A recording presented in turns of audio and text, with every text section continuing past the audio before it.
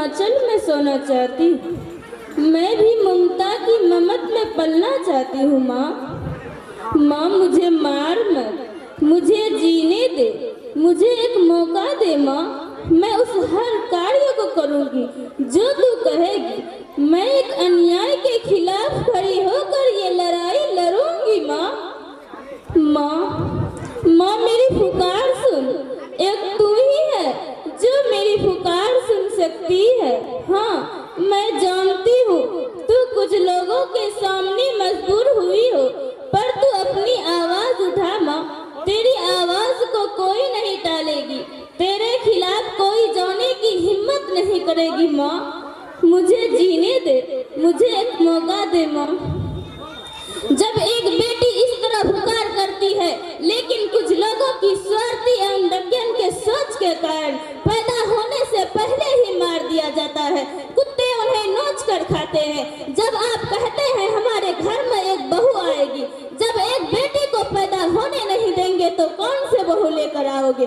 आप अपनी बेटी को कुली शिक्षा शिविर तक ही रखते हैं।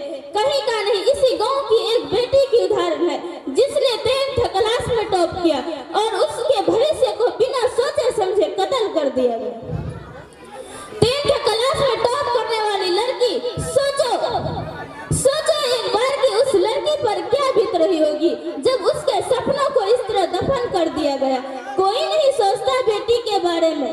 अरे बेटी अपनी आवाज उठाए तो कहती है नक्चरी है, बेशरम है, ये बोलकर उसकी आवाज को चुप कर देती है। कौन सोचता है बेटी के बारे में?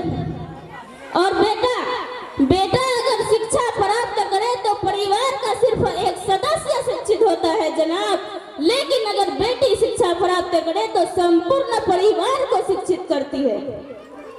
अगर आपकी बेटी शिक्षित हो तो अपने बच्चे को निडर, अनुशासित और बलवान बना सकती है और इन सारे कार्यों में गुरु आदर्श करेगी। एक प्रशासन, शिक्षक, सेविका, डॉक्टर, इंजीनियर सब कुछ बन सकती है। आप लोग बेटी को बेटी मत समझिए। I am not only girl, I am doctor, I am not only girl, I am engineer, I am not only girl, I am leader on of my life। बेटी को दहेज में उपहार देना चाहते हैं, उपहार देना है तो शिक्षा खा दीजिए। अपनी बेटी को इतना आत्मनिर्भर बनाओ कि उसके तरफ कोई नजर उठाकर न देख सके। इतना आत्मनिर्भर, बलवान और शिक्षित बनाओ, न के दहेज।